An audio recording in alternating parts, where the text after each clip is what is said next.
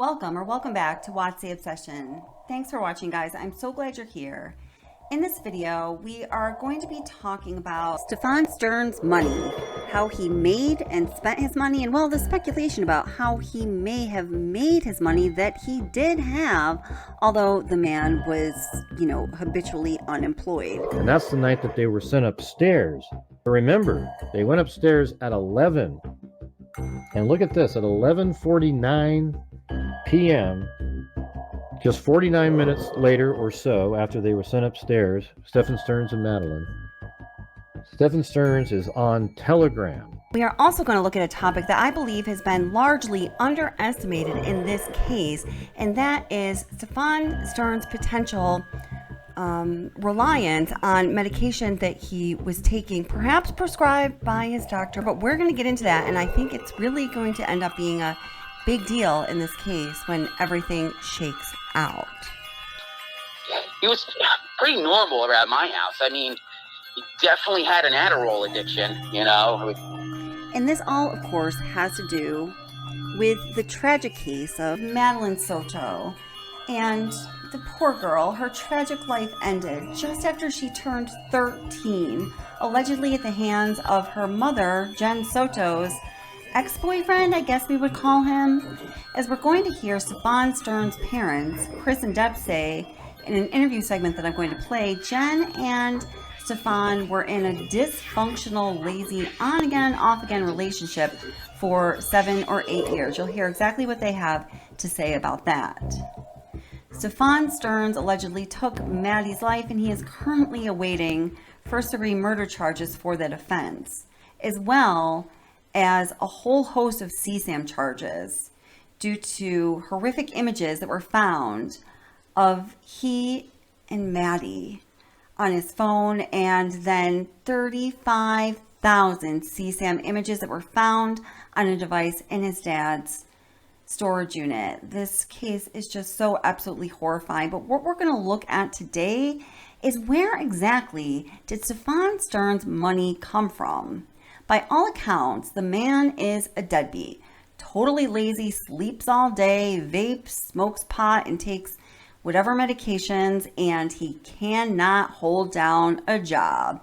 There isn't anybody who knows him who says differently. It's a fact. His parents say it, Jenn says it, his friends say it, his ex-girlfriends say it, and it is just a fact. He can't hold down a job, yet he has some very expensive hobbies. Painting Warhammer figurines and collecting Tamagotchis and these Locana cards and some other things that he and Jenn Soto and his parents talk about him doing that cost a lot of money. First of all, when I heard about these things, Warhammer and Tamagotchi and Locana cards, I honestly didn't even know what they were. So I had to look into it. And if you don't know what they are, I'm going to show you exactly what they are, how much they cost, and we are going to do a deep dive into the question, where did Stephan Sterns get his money from? How did he make his money? Many speculate that the answer to that question is just one of the horrifying pieces of the puzzle that so sadly made up Madeline Soto's experience over the past several years while Stephan Sterns was allowed into her life.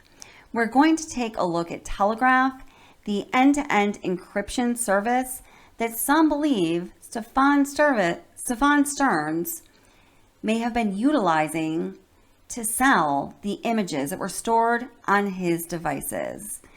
Telegram collects far less data than the other apps we've discussed. The only thing they will disclose is that for confirmed terrorist investigations, Telegram may disclose the user's IP address and phone number. No messages, no address books, nothing. We are also going to take a look into the question, did Jenn Soto know what was going on, or did she not know what was going on?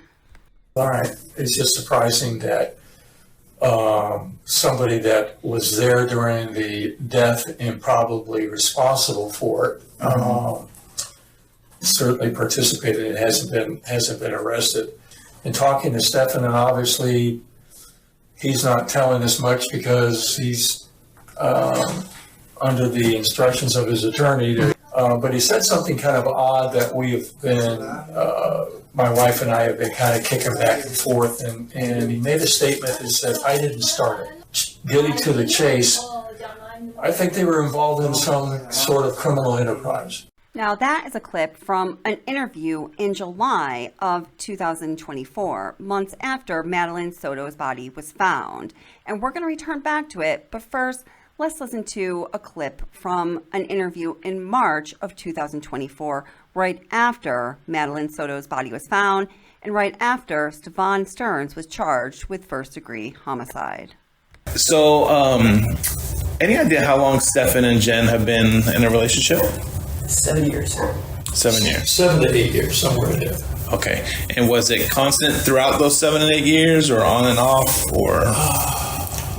They were friends first, close friends first, and then it evolved into a romantic relationship.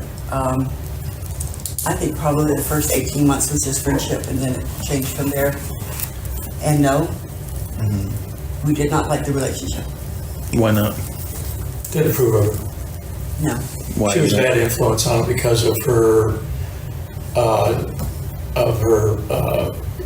Drugs. well, drugs plus, I think she was taking medications for depression, anxiety, what have you, and I just didn't feel that she was going to be a good influence for him. She's bipolar. She's bisexual. She's a drug addict. She had a young child. The family was disapproving, and she was sharing those drugs with Stephan. And I don't approve of vaping. We don't do any drugs. We don't even drink. I can't even take specified medication for pain because my body rejects them, and I get really, really sick from them. So, I mean, went through open heart surgery on Tylenol. Wow. So it's And they were both, She's nice. they slept all the time. Yeah. And you know, we had a hard enough time dealing with Stephan sleeping all the time, and now he's got a relationship with somebody else that does it as well. It's just like they were feeding off of each other, and none of it in a positive way. And that's why I disapprove of a lot of Stephan's Well, that's the only people. thing. Yeah, only thing her mother and I approved of together was the fact that we didn't approve of the relationship, because if Jenn started spiraling down one of her holes of depression, she took Stephan with him. If he was depressed, he brought her in, and it was just always like a balancing act with those two. This is not good. It's not a good dynamic. You know, when you said they were always sleeping, like constantly, Yeah. were they taking medicine to go sleeping, or No. they were just? They were faked out. Yeah. Well, Stephan has a sleeping disorder, sleep apnea. So he's been tested for it, and his he would be up all night and sleep all day. Okay. Type of deal. And we really didn't have that much physical interaction with them. These are things that we just observed from a distance, and trying to talk to Stephan at times, but we just really didn't have any social activity with him to speak of. When Stephan would be here in town, like what would his routine be? Would he is he a homebody, or? He locked himself in his room, and we would see him maybe once in a while until dinner's ready, but he was constantly in his room all the time. He was painting his little minis for Warhammer. Yeah, he's He obsessed spent a with all lot of that time stuff. doing that. A lot of time learning the new books as they came out. A lot of time online. He did go play Warhammer with me. Tried to get him to go to the beach. Tried to get him to go to church. Tried to get him to go shooting with us. No. Did he give an excuse why that he wouldn't want to Didn't feel go? like it. Just no motivation. And he walked around with Jenn on the phone on FaceTime all the time. I would be in the kitchen, I would look up and I would see Jenn, and she's like, and I look at her and her eyes are also, I said, Jenn, are you baked? And she says, oh yeah. I'm like, And this is recently or throughout that the was in years? the last few weeks, yeah. Okay. He wasn't. I brought him back in December because I was supporting him living there, and I didn't know that I was supporting the whole family. Again, Stephan's great at omitting information and not being transparent with me.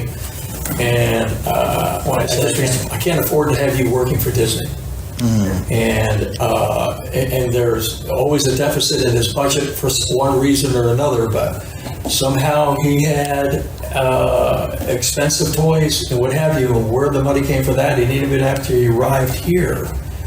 Packages were arriving. I said, well, I'm not giving him any money. Where the hell is it? Stephan, it's money I saved. And I'm sitting here going, Bohica. You know what Bohica is? It's an acronym. Bend over, here it comes again.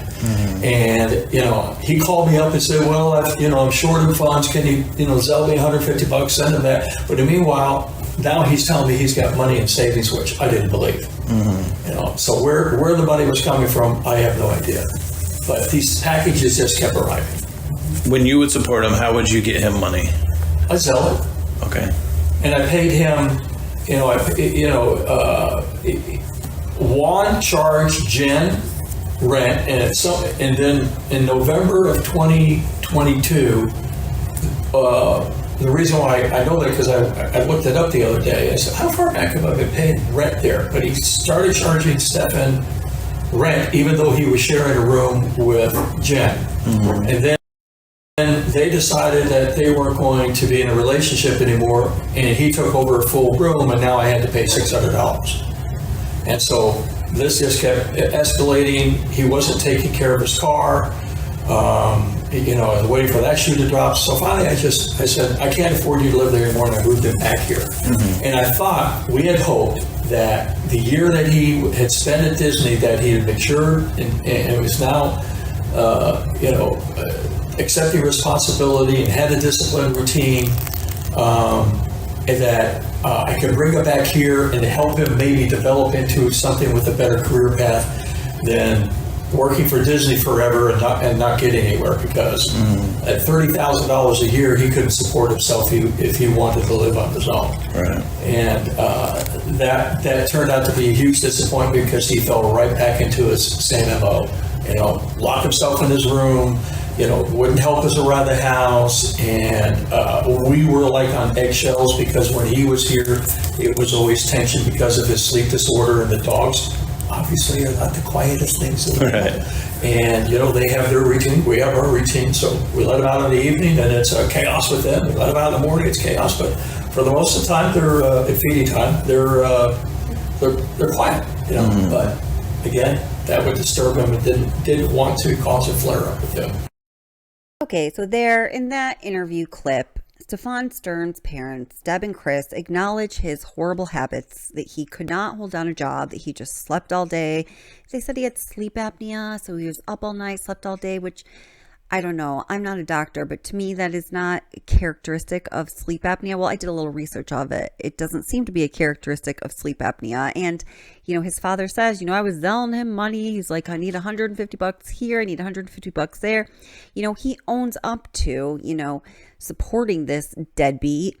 When he really, should have said, hey son, launch, get out of my house, get a job, support yourself. You're 37 years old, for Christ's sake, right?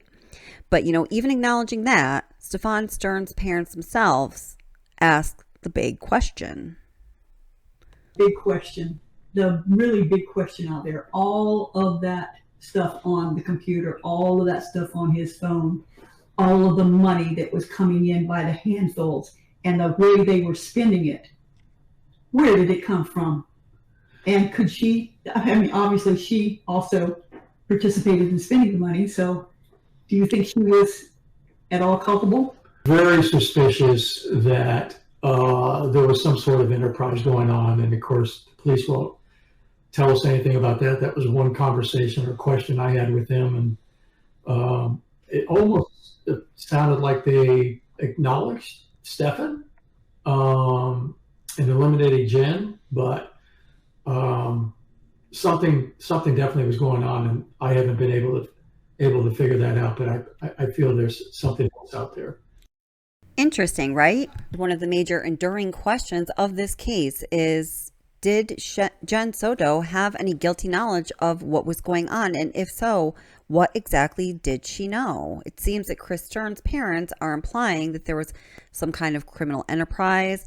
I do believe they mean perhaps selling the images that were found on his devices, and that Jenn Soto was somehow in cahoots with that, which I don't know if we have any information that would imply that that is so. Maybe that will come out eventually. But the sad thing is, as we all know, Stephan Sterns' presence in Maddie's life was a detriment to her mental well-being. Here in this next interview clip, Jenn Soto is talking about, some behavioral problems she perceived in Maddie, and then says, but it was getting better when Stephan moved back to Northfield with his parents. And then listen to what she has to say. And these investigators, they are trying so hard. They're like, does Stephan Sterns do anything worthwhile? Does he walk? Does he use his own two legs? Does he have any habits that are actually physical? And they strike out. Over the last few months, it got even better when Stephan moved out and went to Northport. Maddie and I were actually seeing a therapist together to try to work through our issues because we were having problems communicating. Mm-hmm. So, yeah. So, Stephan, tell me about his. I know you say he likes to play board games and all that stuff. Is he what else does he like to do for fun? He's a collector. He collects. Play sports or anything like that? No, he collects games and hobbies. He collects, do you know what Tamagotchis are? Mm-hmm. He collects Tamagotchis. He's got so many of those. Digimons, lightsabers.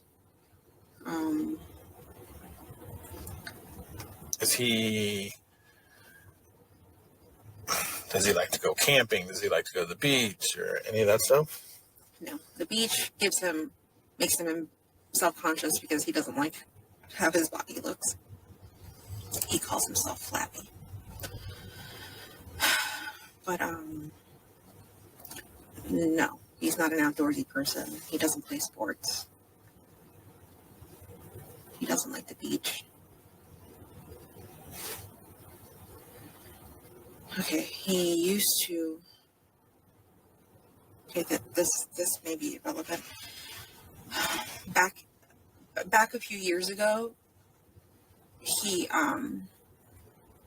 I used to own a scooter, an electric scooter, and he owned something called the One Wheel, which was kind of like a scooter, but with one big round wheel in the middle. We would take that and ride around. The Kissimmee Trail connects back here. Mm-hmm. Gosh, man, Stephan Sterns, he epitomizes lazy among some other choice words that we could mention now, but we are going to get to all of that. So let's just talk about the one wheel.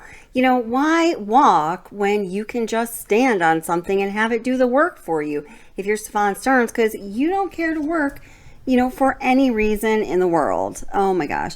So, this one wheel here, this is what it is. And, they basically range in price. Even when used, I was finding from the very lowest point around $700 up to about $3,000. So yeah, instead of just using your own 2 feet, which is free, Stephan Sterns needs an expensive, frivolous toy so he can be lazy and gluttonous.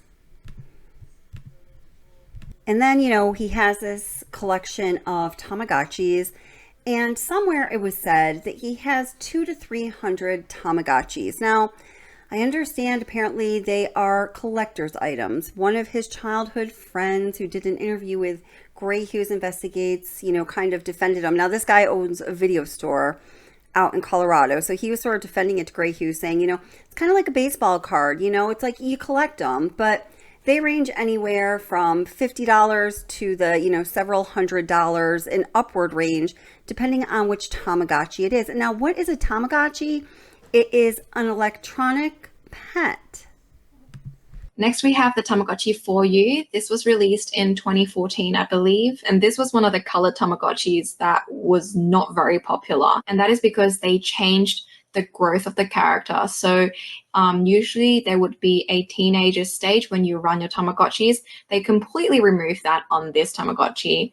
Instead, you now have 2 adult stages. And people really didn't like that. And also the content on this is apparently not as interesting, and they removed a lot of features. Usually with Tamagotchis, you get a set number of characters that you can transform into. But with these Tamagotchi mixes, you can actually marry different characters. And the offsprings that you get from the married Tamagotchis will have features of both the mum and the dad. So once your Tamagotchi connects to the phone, you can see it on your screen, which is really cool because then you can see it bigger. So you just go visit the park. Mine is already an adult. I can have him, I think he's a boy, I can have him married to one of these people. And all these characters hanging out in the park here are players from all around the world that are currently on the app as well. And say, for instance, I find this character to be really cute. I can click on him or her. I can like the character or propose to it. Clearly, Tamagotchis are something that would attract children. There are new Tamagotchis, and this is very much a child's game. And apparently, with this interaction option with the app, you're actually able to interact with other people that are playing Tamagotchi. And, you know, a lot of those people demographically are children. So was this just another of Stephan Sterns' way to meet and try to control and abuse and exploit children? Then there is Warhammer. We hear his mom talking about sitting in his room and painting his figurines. Basically, that's all that he did. And his friend Frank, who we're about to hear from, met him because they played Warhammer together. And Warhammer's also an expensive little hobby to have. The starter kits run from $197 to about $400 to get you going in your Warhammer habit. And I actually talked to somebody who's really into Warhammer, and he said he's easily spent thousands of dollars on it. And most people who play it are spending big money to, design their own. I'm not really sure why, honestly, but it's an expensive hobby to have. Once again, this is a very teenage-centered activity, preteen, teenage-centered activity. That's who it's marketed towards. And, well, you know, there you go. So we are moving towards looking into the Telegram information. I promise. I know that's what a lot of people are interested in hearing. But I first want to just hear very briefly from a couple of Stephan Sterns' friends from various points in his life. This first guy, Josh, he was friends with when he was a teenager. Josh actually lived with him and his family in Florida for a while. They've been friends, like, you know, really ever since. And here he's talking about a time when, you know, he had moved out to Colorado after he had divorced his wife, who, by the way, he later says that he found out Stephan was hitting on after they divorced, but that's a whole different story. And, you know, just here's what he has to say, and it gives us some insight into Stephan Sterns. Opened my own video game store here in Colorado, and, you know, he had told me that he was, you know, not working and needed work, and I was like, dude, come here, please come here. My employees are not great. I need help. And then he told me, well, you know, finances for me to come there don't look so great, and, you know, I don't know how to cover these expenses, and my dad said this, and, you know, all these, like, it just seemed like just excuses to stay where he was.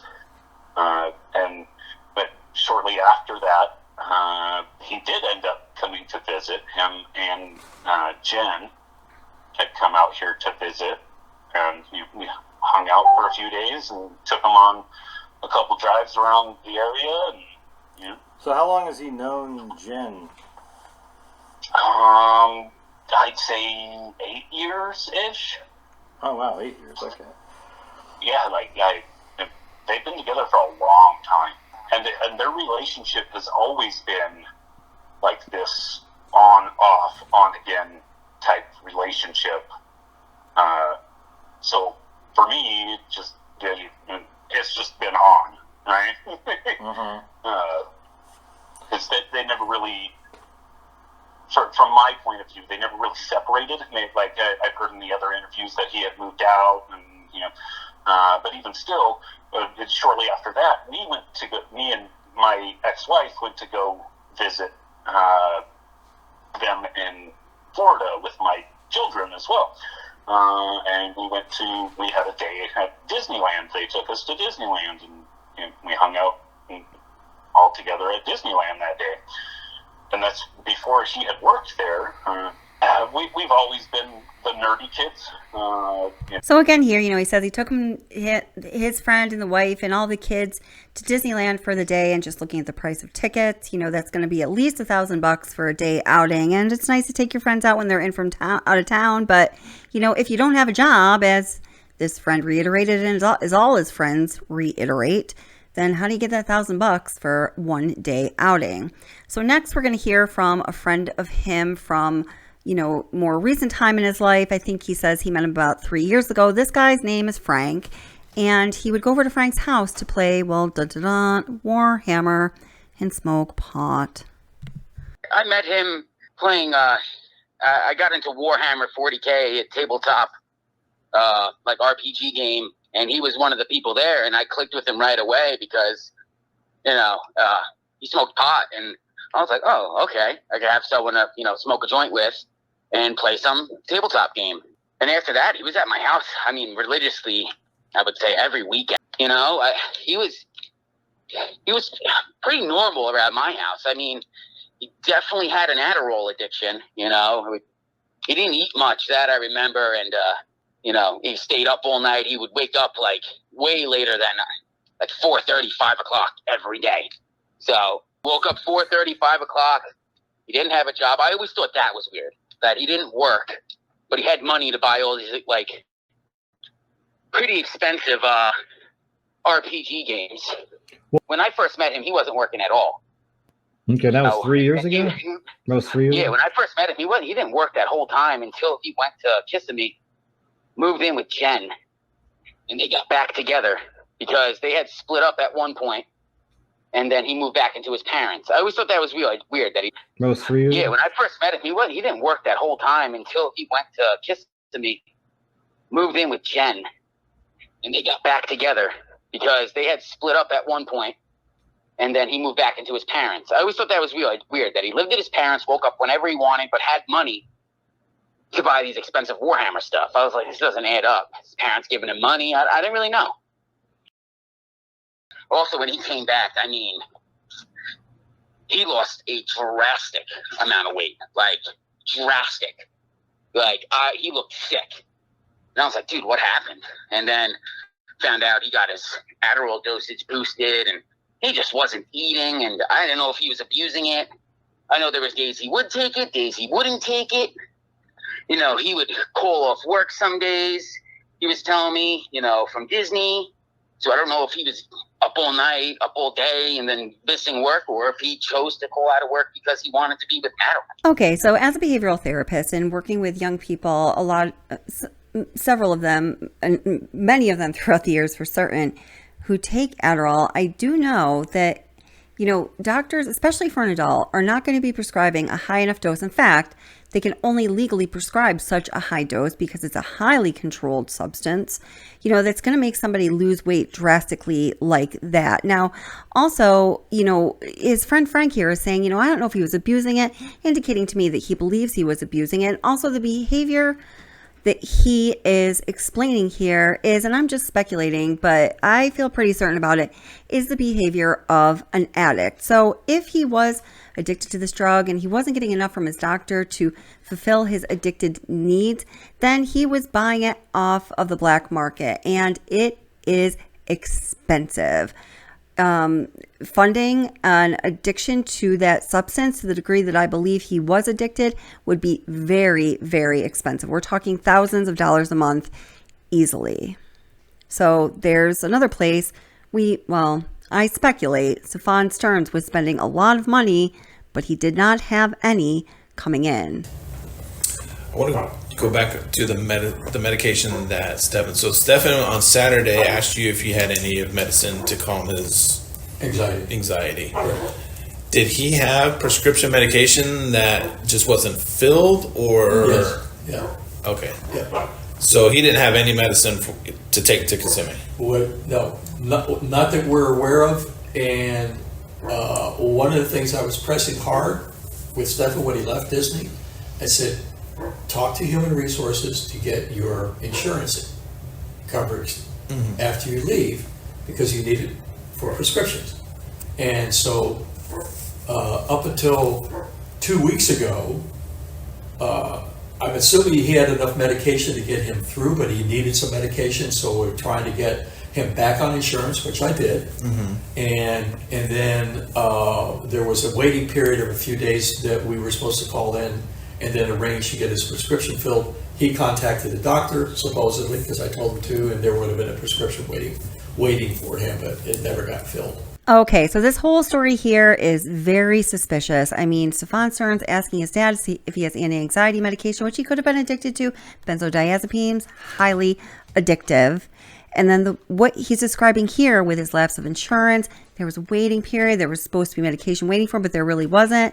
This is all very suspicious, and in my professional opinion, is a sign of somebody addicted to prescription medications playing those games. Is this a missing piece of the puzzle? Did he go back to Jenn's place in Kissimmee because he knew that there he would find Adderall? Guys, Maddie was taking that. Hydroxyzine. Although it's not a benzodiazepine, it is a very powerful antihistamine and anti-anxiety medication.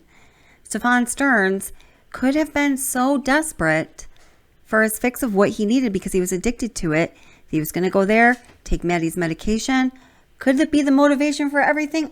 I don't know about that, but I mean, people get desperate when they're addicted to drugs and they do not have them. This is a very serious consideration that's been largely overlooked. Gotcha. Okay. When did he start taking prescription medication? Do you remember? He started taking Adderall when he was a child. I mean, he has a TBI, and so he was on an IEP through school, adult education program. He went to special classes. He was hit by a truck when he was 8, hit in the back of the head with the bumper, run over his torso, and then the guy heard everybody screaming, put the car drive and drove back over him, got him in the front of the head. And then, so he... Well, how long has he been seeing the psychologist? Counselor there? Yeah, counselor. About 4 years. So she was prescribing medications for him at least 4 or 5 years ago, whenever he started going to counseling. So when you last saw him on Saturday and he's having this episode, the next time you see him is Tuesday night, going into Wednesday? Wednesday morning, 2:15. Early in the morning. Yeah. Got it. Okay. Change in his demeanor, I'm assuming, was different? Just very stoic, no emotions. Again, I'm attributing to maybe medication he's taking and the fact that... Where would he get that medication? From Jenn, if he was going to take it? Yeah, in fact, Jenn said, "Oh, don't worry about it. I have some meds here he could use." And then the fact that we're now looking at early Wednesday morning, now going back to 5 o'clock, well, actually even sooner than that, since he knew the true events. So from that Monday afternoon or sometime Monday all the way to Wednesday early morning, I don't know how much sleep he's had. I know he's been under a lot of pressure, obviously, from questioning and interviews and what have you. So I didn't expect to see much of him, much other than just being somewhat stoic, kind of zombie, out of it. I'm so sorry about this, but I'm going to have to read you the rest of what Stephan Sterns' father, Chris, said here because I keep getting blocked from posting this video due to fraudulent copyright claims for the next 20 seconds of his statement. So I'm really sorry about that. So Stephan Sterns' father, Chris, goes on to say, and when I left him in his room, he was sitting in a chair. And in fact, I remember hearing a comment with Jenn when I was talking to them. They were driving over to the hotel and she's yelling at him to wake up because he's sleeping in the car. And when I left him, he was there sleeping in the chair. He looked like a guy who was going to pass out. And to hear that he drove down to Northport and back shocks the shit out of me. The guy was like out of it. And where he came up with all that energy to do that, and then he came back to the hotel room and he's got an energy drink, he immediately crawls back in bed and he is dead to the world. Based on, everything we know in this portion of this interview, I believe that Stephan Sterns was a man who desperately needed money, who needed these medications that he was addicted to and obviously had all sorts of problems. So when he did have money, where was it coming from? I think that he probably found himself in these situations before where he needed a lot of money really quickly. And how did he get it? Because as we've well established, the man did not work, period. Which brings us to Telegram. Okay, so Telegram. So why are people even talking about Telegram as it relates to this case? Well, I'm actually going to play you a clip from the channel Gray Hughes Investigates, and I'm going to leave a link to his channel and to this particular video in the description box. About 2 weeks ago, Gray Hughes put out a video entitled New, Was Stephan Sterns Making Money Online? And he tells us here why Telegram has become relevant to this case. And it sounds like he was one of the people that kind of figured this out. So I just want to give him credit for that. So let's listen to what Gray Hughes has to say here. Early on in this case, an individual online came across this. There's a website where you can search and where people have been, etc., on social media. And they came up with this right here. Now, they contacted me and we verified it because that time code right there, the 44905, we weren't sure if that was the local time of Stephan Sterns or is that just a standard time like GMT time, something like that. And it turns out that's exactly what it is. That time never changed. So the person I was communicating with lives like 3 or 4 time zones away from me, and they have the same time that I got using the same app. So it was 44905 GMT time. But if you account for the 5 hours off, it's -5. You have to take off 5 hours, and it makes 11:49 p.m. on the 25th. So see how it says the 26th right there? It's actually 11:49 on the 25th, and that's the night of the party, and that's the night that they were sent upstairs. But remember, they went upstairs at 11, and look at this, at 11:49 p.m., just 49 minutes later or so after they were sent upstairs, Stephan Sterns and Madeline, Stephan Sterns is on Telegram. And what is he doing on Telegram? Well, Gray Hughes definitely nailed the important question there. But before we explore that question, let's just take a look at Telegram and the history of Telegram a little bit. Okay, so as I was trying to research the app Telegram relative to this case, policy that Telegram the only information had I found out about it, I felt like which people got it maybe a little bit wrong, thinking that Telegram was like this new up-and-coming app, but actually, we may disclose it's been your around IP for address quite a and while. phone number to the And for the entirety of the time that it's been around, it's been quite scandalous and secretive. Okay, this is the key word. Remember allowing this. nobody to get but any when it does, we will information include about it in its a users, semi-annual not even transparency report authorities, published at that same Telegram link. So that has gone from semi-annual to now quarterly transparency postings. But here's the thing: if you actually follow this link through to that chat room with the Telegram bot, it tells us that the bot is still being updated with current data.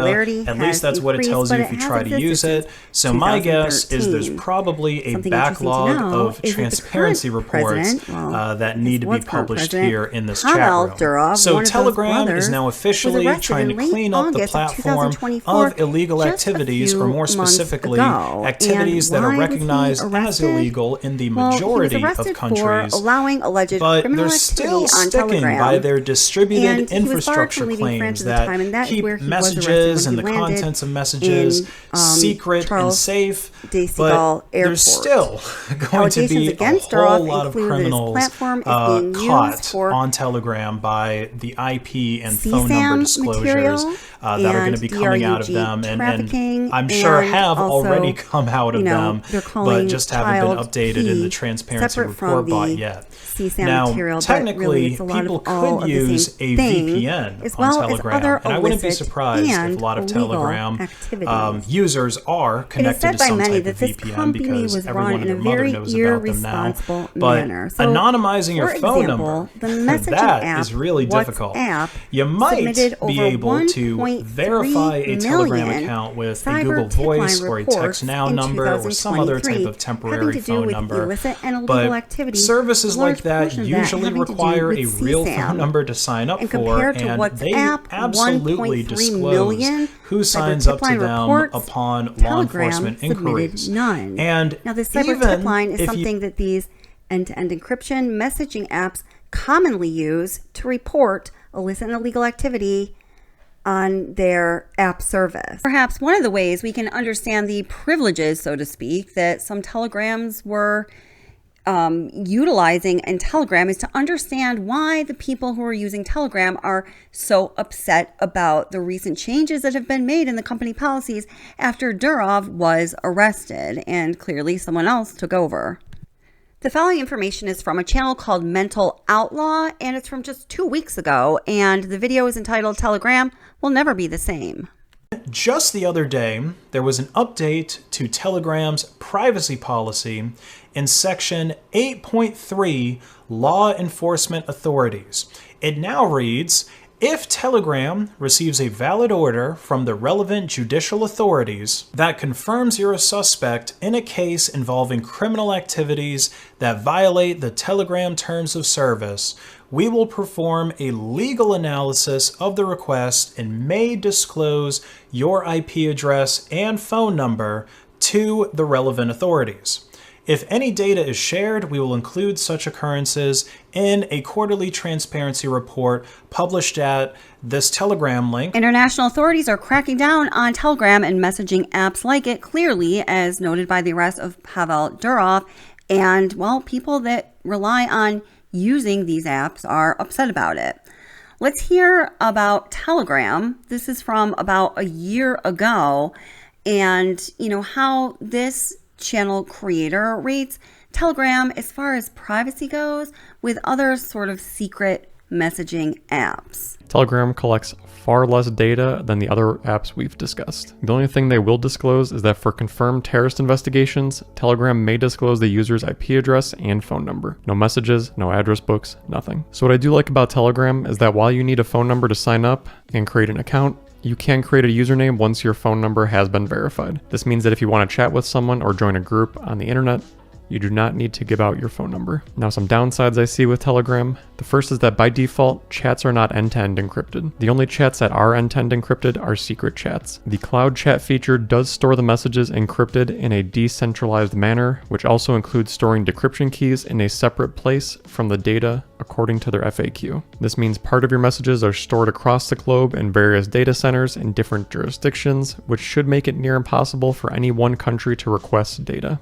They also state in their FAQ, to this day we have disclosed 0 bytes of user data to third parties, including governments. From what I understand, the same type of distributed encrypted storage applies to group chats and channels as well. My concern comes with the fact that while things are currently stored in a secure manner, the ability does exist to decrypt your chats using their cloud data from multiple data centers across the globe, theoretically. In all honesty, a lot of companies rely on these super unlikely situations for security, and most of the time it does work. As the saying goes, security through obscurity. The problem with relying on this method is that it works until it doesn't work. And with the arrest of Durov, it seems that perhaps we have reached that place where it doesn't work. It works until it doesn't work.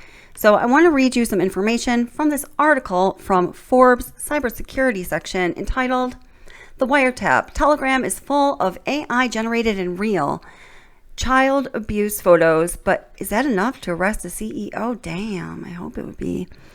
In recent days following the arrest of CEO and founder Pavel Durov, attention has turned to the darker parts of his Telegram platform. For years, Telegram has become home to some of the worst content imaginable. Just this week, Justice Department charged Army soldier Seth Herrera with possession and transmission of CSAM and for using unspecified AI tools to generate such images.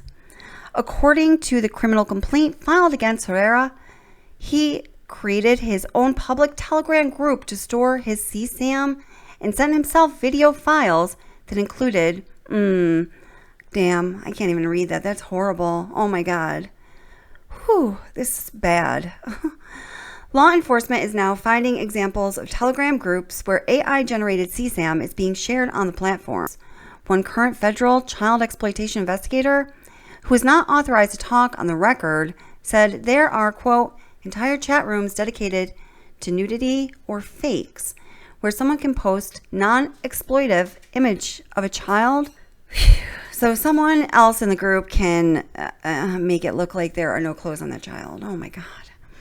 As Forbes previously reported, such Telegram nudifier bots are rampant on the app and have been found marketed on YouTube before the site took them down. One expert says that Telegram has long prioritized their bottom line over the safety of their most vulnerable users, adding that Durov's arrest was significant. It sends a strong message that this kind of negligence will not be tolerated. CSAM is present on almost every other major internet platform, from Facebook to Instagram to X. The difference with Telegram, however, is that it has been accused of failing to respond to law enforcement requests for users' data, or to effectively and proactively police its platform for such content. Unlike Meta, TikTok, and many of the biggest social sites, Telegram has not tipped off the National Center for Missing and Exploited Children when moderators find CSAM, as I mentioned in that comparison between the WhatsApp reports and the Telegram reports.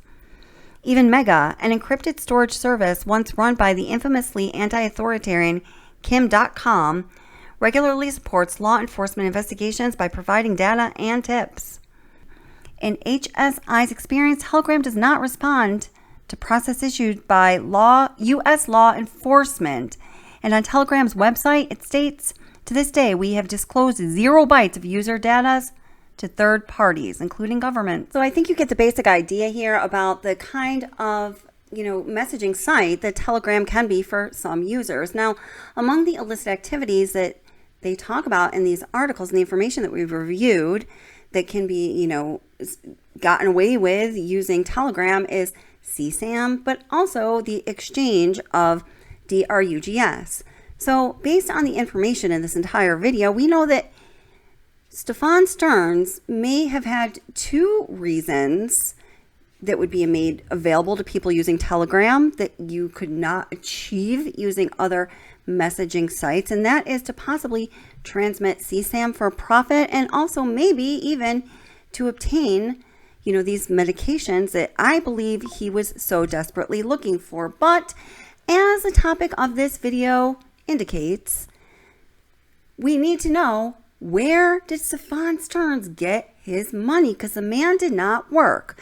So only one of those 2 illicit activities that could be carried out over Telegram would be one that would actually make him money.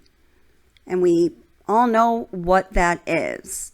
So returning to the question, what was Stephan Sterns doing on Telegram at 11:49 p.m., just 49 minutes after Jenn Soto sent her daughter, Madeline Soto, upstairs to sleep with Stephan Sterns? What was he doing on Telegram then? We will continue to discuss this topic, and there will be more follow-up on this topic as I do further research. Please leave a comment below letting me know what you think about what Stephan Sterns was doing at that time on that night he was on Telegram, and what you think about the various issues presented in this video in general. Thank you so much for watching. I appreciate you all, and I hope to see you again soon.